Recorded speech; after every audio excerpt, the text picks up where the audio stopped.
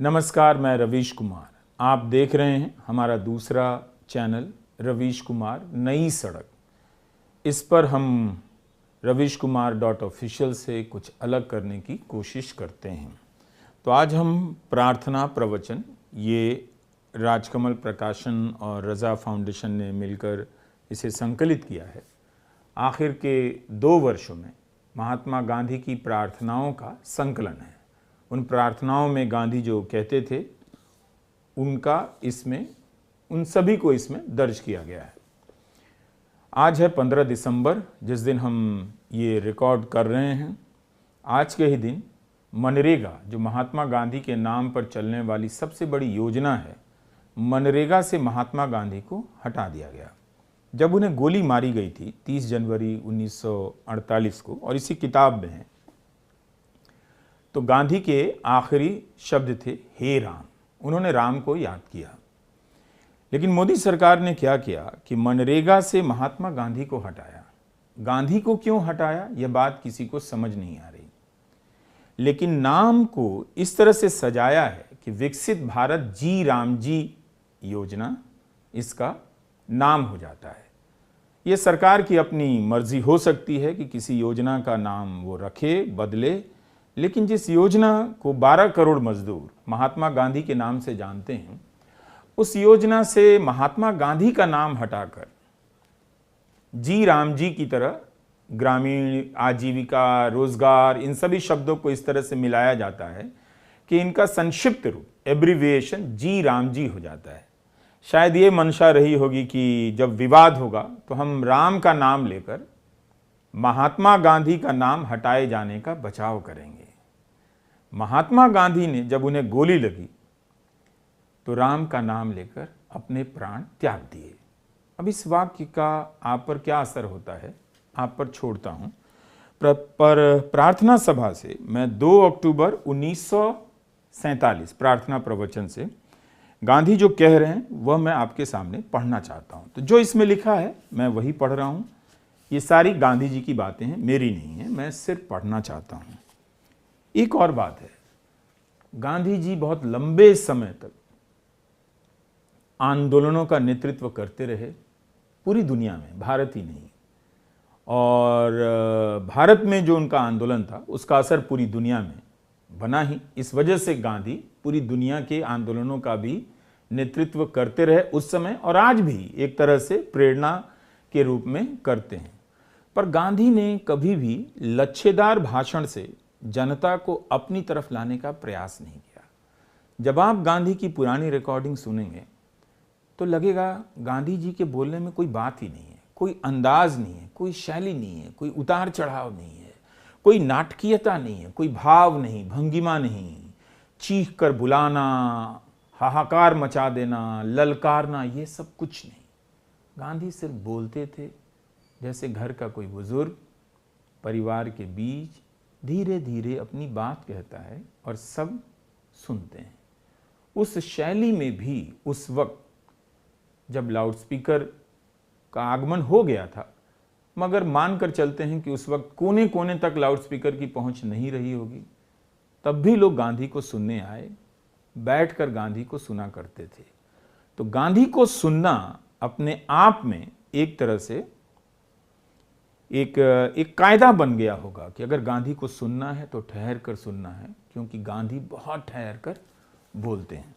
भाइयों और बहनों, तो ये 2 अक्टूबर 1947 का उनका भाषण है जो उन्होंने अपनी प्रार्थना सभा में दी। आज तो मेरी जन्मतिथि है। मैं तो कोई अपनी जन्मतिथि इस तरह से मनाता नहीं हूँ। मैं तो कहता हूँ फाका करो, चरखा चलाओ, ईश्वर का भजन करो। यही जन्मतिथि मनाने का मेरे ख्याल में सच्चा तरीका है। मेरे लिए तो आज यह मातम मनाने का दिन है। मैं आज तक जिंदा पड़ा हूँ, इस पर मुझको खुद आश्चर्य होता है, शर्म लगती है। मैं वही शख्स हूँ कि जिसकी ज़बान से एक चीज़ निकलती थी कि ऐसा करो तो करोड़ों उसको मानते थे, पर आज तो मेरी कोई सुनता ही नहीं। मैं कहूँ कि तुम ऐसा करो, नहीं ऐसा नहीं करेंगे, ऐसा कहते हैं। हम तो बस हिंदुस्तान में हिंदू ही रहने देंगे और बाकी किसी को पीछे रहने की ज़रूरत नहीं है।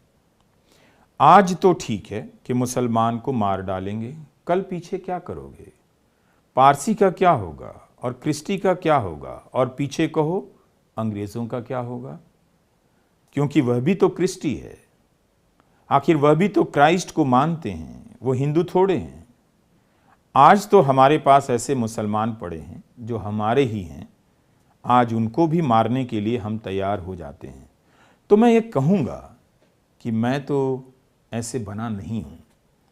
जब से हिंदुस्तान आया हूँ मैंने तो वही पेशा किया कि जिससे हिंदू मुसलमान सब एक बन जाएं, धर्म से एक नहीं लेकिन सब मिलकर भाई भाई होकर रहने लगें।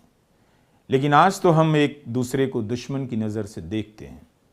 कोई मुसलमान कैसा भी शरीफ हो तो हम ऐसा समझते हैं कि कोई मुसलमान शरीफ हो ही नहीं सकता, वह तो हमेशा नालायक ही रहता है। ऐसी हालत में हिंदुस्तान में मेरे लिए जगह कहाँ है और मैं उसमें ज़िंदा रहकर क्या करूँगा? आज मेरे से 125 वर्ष की बात छूट गई है, 100 वर्ष की भी छूट गई और 90 वर्ष की भी। आज मैं 79 वर्ष में तो पहुंच जाता हूं, लेकिन वह भी मुझको चुभता है। मैं तो आप लोगों को जो मुझको समझते हैं और मुझको समझने वाले काफ़ी पड़े हैं कहूँगा कि हम यह हैवानियत छोड़ दें। मुझे इसकी परवाह नहीं कि पाकिस्तान में मुसलमान क्या करते हैं। मुसलमान वहाँ हिंदुओं को मार डालें उससे वे बड़े होते हैं, ऐसा नहीं। वह तो जाहिल हो जाते हैं, हैवान हो जाते हैं। तो क्या मैं उसका मुकाबला करूं? हैवान बन जाऊं, पशु बन जाऊं, जड़ बन जाऊं? मैं तो ऐसा करने से साफ इनकार करूंगा और मैं आपसे भी कहूंगा कि आप भी साफ इनकार करें। अगर आप सचमुच मेरी जन्म तिथि को मनाने वाले हैं तो आपका तो धर्म यह हो जाता है कि अब से हम किसी को दीवाना बनने नहीं देंगे। हमारे दिल में अगर कोई गुस्सा हो तो हम उसको निकाल देंगे। मैं तो लोगों से कहूँगा, भाई आप कानून को अपने हाथ में ना लें, हुकूमत को इसका फैसला करने दें। इतनी चीज़ आप याद रख सकें तो समझूंगा कि आपने काम ठीक किया है।